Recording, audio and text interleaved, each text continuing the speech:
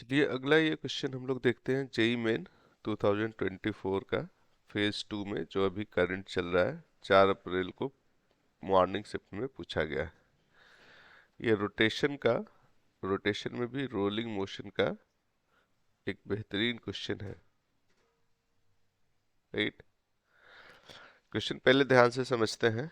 कह रहा on a given rough inclined plane a solid sphere and a hollow cylinder are rolled one by one, एक के बाद एक को रोल कराया गया with same speed.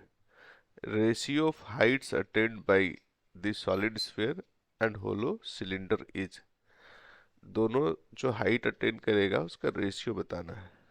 राइट, अब इस सवाल को सॉल्व करने का दो तरीका है।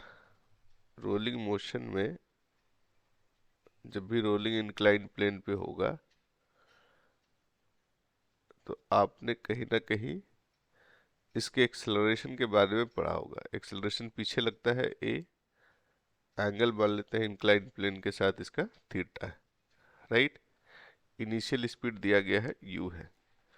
कितना हाइट चलेगा ऊपर जाएगा ये डिपेंड करता है इनिशियल स्पीड पे और साथ साथ पीछे की तरफ जो एक्सेलरेशन लग रहा है। राइट ना,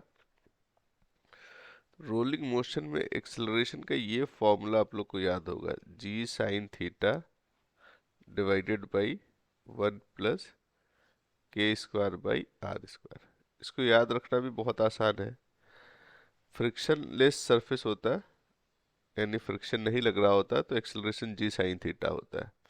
फ्रिक्शन के कारण इसका जो एक्सेलरेशन है वो कम होता है जी साइन थीटा से। कितना होता है, g sine theta divided by 1 plus K square by R square. K radius of gyration है, यानी जो जितना ज़्यादा मोमेंट ऑफ इनर्शिया रखता है उसका एक्सेलरेशन उतना कम होता है।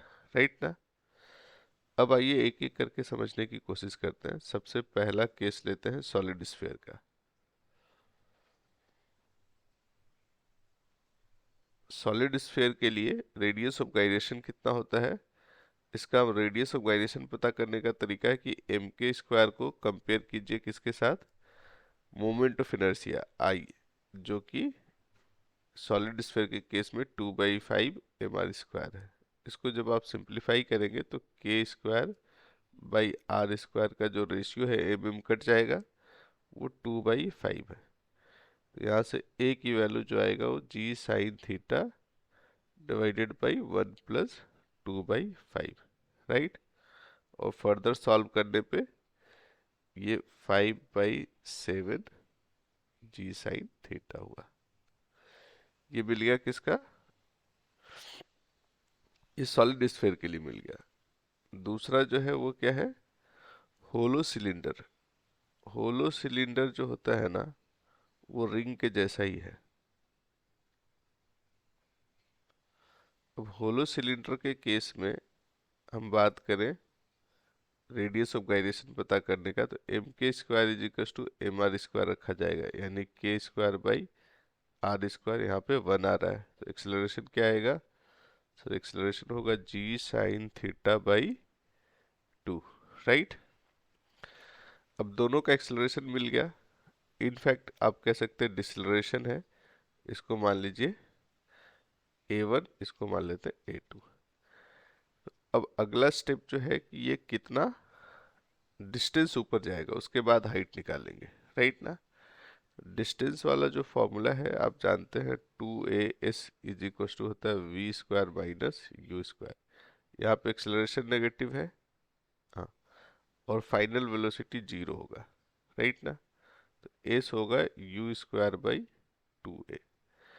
अच्छा, आपको पता है कि दोनों का इनिशियल स्पीड सेम है और एक्सेलरेशन अलग अलग है, तो हम s1 बाई s2 का रेशियो लेते हैं जो कि a2 बाई a1 के रेशियो में आएगा। क्यों a2 बाई a1, क्योंकि s 1 बाई a के प्रोपोर्शनल है। नहीं, s1 करेंगे तो you square by 2a1 square divided by you square by 2a2 square, तो यू स्क्वायर बाई 2 तो कट जाएगा दोनों में। अब यहाँ पे आप देखिए जी साइन थीटा दोनों के a में कॉमन है, तो पहले वाले में a2 वाले में यह a2 1/2 रहेगा और दूसरे में 5/7। तो ये S1/S2 is equal to 7/10। Question solve हो गया। अब आप कहेंगे कि सर हम लोग को तो हाइट पता करना था। अरे हाइट ही पता कर लेते हैं। मान लीजिए ये ऐसे आप एस पता कर लिए, दोनों का इंक्लाइन प्लेन सेम है, ये थीटा है, ये एच है, तो H is equal to S sine theta होगा कि नहीं? S into sine theta. हाँ सर होगा, ये हाइपोटेन्यूस है। तो S1/S2 जो है, इसमें साइन थीटा लगा दीजिए ऊपर नीचे, S1 साइन थीटा और नीचे S2 sine theta is equal to भी 7/10 ही रहेगा। ऊपर नीचे सेम नंबर से मल्टीप्लाई करने से रेशियो पे कोई फर्क नहीं पड़ता है। तो क्या ये H1/S2 हो गया? हाँ बिल्कुल हो गया सर। तो सही आंसर कौन सा है यहाँ पे? सही आंसर होगा 7/10, थर्ड वाला, राइट।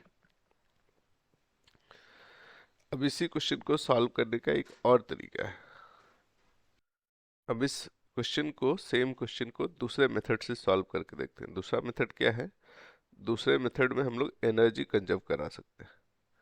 आप ऐसे समझिए कि यहाँ पे जो एनर्जी है, काइनेटिक एनर्जी, प्योर रोलिंग हो रहा है, तो रोलिंग का काइनेटिक एनर्जी लेंगे और इस हाइट पे जाके जहाँ फाइनल वेलोसिटी 0 हो जा रहा है, आप कह सकते हैं कि यहाँ जो भी काइनेटिक एनर्जी था, एच हाइट ऊपर जाने पे पोटेंशियल एनर्जी में चेंज हो गया। तो यहाँ पे क्या करते हैं, प्योर रोलिंग के केस में जो कांटेक्ट का पॉइंट है वो स्लिप नहीं कर रहा है, इसीलिए फ्रिक्शन का वर्क डन हम लोग 0 मानते हैं और किसी एक्सटर्नल फोर्स का यहाँ पे वर्क डन नहीं है। ग्रेविटी के कारण जो वर्क डन है वो चेंज इन पोटेंशियल एनर्जी को के बराबर हो रहा है। तो आप मैकेनिकल एनर्जी कंजर्व करा सकते हैं ऐसे सिचुएशन में।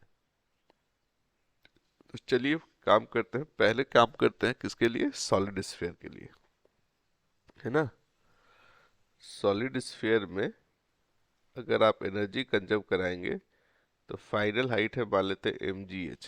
फाइनल पोजीशन पे जो पोटेंशियल एनर्जी है वो इनिशियल काइनेटिक एनर्जी के बराबर होगा, और काइनेटिक एनर्जी होता है हाफ mv² प्लस हाफ आई ओमेगा स्क्वायर, है ना। हाँ सर, कुछ तो सही लग रहा है। mgh1 is equal to half mv² plus half I जो होता है वो 2/5 mr² और ओमेगा जो है v²/r², तो ये 2/5 mv² होगा। इसको आप mr², इसको v²/r² रखेंगे तो r² कैंसिल हो जाएगा। अब ये क्या बचा? 1/2 प्लस 1/5 इंटू mv², और क्या बचा? और ये हो गया है 10, ये 2 नहीं, यहाँ पे 1 रहा, तो ये 7/10 mv², राइट। ये mgh1 की वैल्यू है, सॉलिड स्फीयर के लिए बात कर रहे हैं। और v जो है इसको आप इनिशियल वेलोसिटी ही मान के चलिए, इनिशियल वेलोसिटी v है और v डैश हमारा फाइनल वेलोसिटी है। या आप चाहे तो u के टर्म में भी लिख सकते थे एनर्जी को। चलिए मैंने v लिख दिया तो v से ही काम चला लेते हैं। दूसरा क्या है? होलो स्फीयर है। होलो स्फीयर का मोमेंट ऑफ इनर्शिया रिंग के जैसा होता है। इसमें h2 हाइट गया मान लेते हैं, तो पोटेंशियल एनर्जी गेन किया mgh2, kinetic energy half mv² plus half आई कितना होता है? आई भी mr² होता है, इनटू ओमेगा की जगह पे आप v²/r² लिखते हैं। तो half mv² plus half mv² कितना? mv² हुआ। किसकी वैल्यू? mgh2। दोनों का इनिशियल वेलोसिटी क्या है? सेम है, v हम लोग यहाँ पे इनिशियल वेलोसिटी को ही लेके चल रहे हैं। तो जब आप इक्वेशन 1 को इक्वेशन 2 से डिवाइड करेंगे तो h1/h2 क्या मिल जाएगा सर? mv² से mv² कट जाएगा, बचेगा 7/10। इस वाले मेथड से भी सही आंसर क्या आ रहा है? सही आंसर निकल के आ रहा है थर्ड वाला। थर्ड ही यहाँ पे सही आंसर है। तो आई होप कि आप लोग को ये समझ में आया होगा। दो तरीके से हम लोगों ने इस क्वेश्चन को सॉल्व किया है। बड़ा इंपॉर्टेंट क्वेश्चन है, रोलिंग से रिलेटेड।